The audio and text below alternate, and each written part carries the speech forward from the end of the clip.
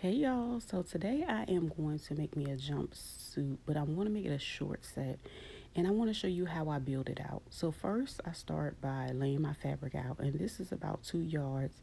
I want to say it's 53 inches in length, and this is a jumpsuit that I previously made, and I'm going to fold that in half because I'm going to use that.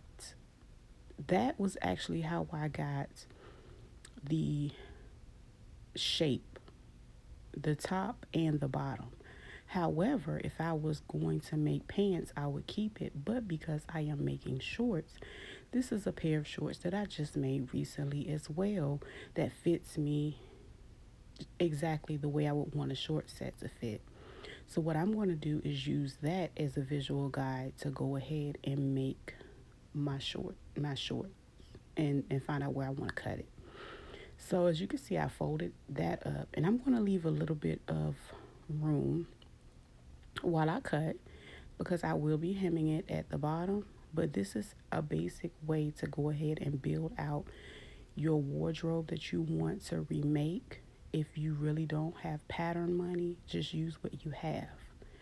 And so I just cut everything out and make sure you always leave at least um, 1/2 inch. If you're using your sewing machine, I use about 1/4 of an inch because I am going to use a serger.